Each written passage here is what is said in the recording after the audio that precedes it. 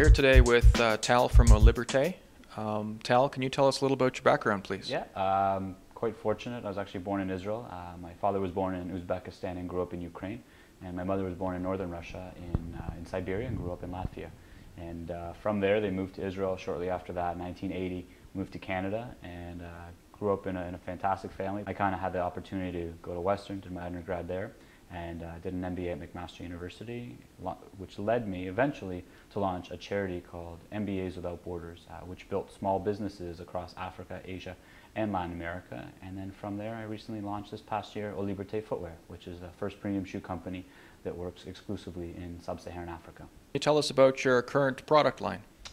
We do mainly urban style sneakers. It's definitely more fashion than function. We are working on some unique kind of comfort insoles that'll help for people that have arch supports, etc. We do have a chukka boot, a desert boot. We're working on boat shoes. Our lines cross from men's to ladies, as well as young men and young ladies.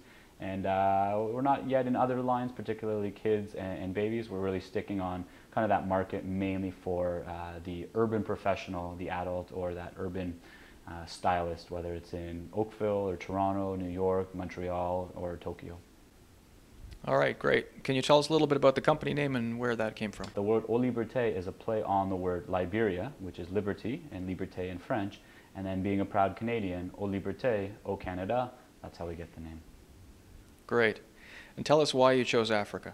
Partly stemming with the fact that I ran MBAs Without Borders before, a nonprofit that tries to really build small businesses, because small businesses are the engine that build Canada. It's all the working class. And so in Africa, there actually is no such thing as a middle class. And so Oliberte is about the more shoes we sell, the more jobs we create, specifically in sub-Saharan Africa, trying to build up the middle class, which hopefully builds up those economies.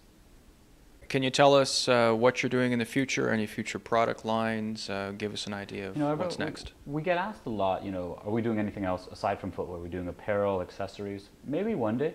Right now, we're a young company, and my big thing is let's make sure we can do this and we do it right. It's not easy working in Africa. Like I said, we're the first to work in Africa to make shoes, so quality is something I'm really, really strict on. So let's get really good at footwear, and then from there, maybe we'll look at some other things. But we are looking at different type of styles of footwear, whether it's bigger boots, different type of sneakers, loafers, dress shoes, all things that we're interested in working in, mainly because we can. Ethiopia has the largest amount of natural leather in all of Africa, fantastic domestic shoe manufacturing industry, and it allows us to make good quality shoes that they've never really made before. From there, we're looking at other countries to make our shoes, Zambia, Rwanda, we're looking at Ghana, Senegal, and when we get to those parts, we're going to look at canvas and other unique materials as well. Can you tell us a little bit about the manufacturing process in Africa, who's involved, and some background of how the shoes are actually made? Yeah, so we actually make the rubber at our own rubber processing plant in Liberia. The leather is natural leather, born and bred, if you will, in Ethiopia. And what we end up doing is we bring that leather to the shoe factories that we work with. We don't own those factories. We work with 3 factories in particular that have around anywhere from 50 to 100 staff, males and female. And as we were selecting these factories, kind of how they treat their workers, how they pay their staff, do they offer maternity leave, do they provide tea breaks, that was built into the very understanding of, do we want to work with this company? Because we're not looking to be that company that works in Ethiopia with a factory because it's the cheapest option. It's actually really expensive for us to kind of work where we work. So we want to make sure that we're with the partners that we can be with for as long as the company is around.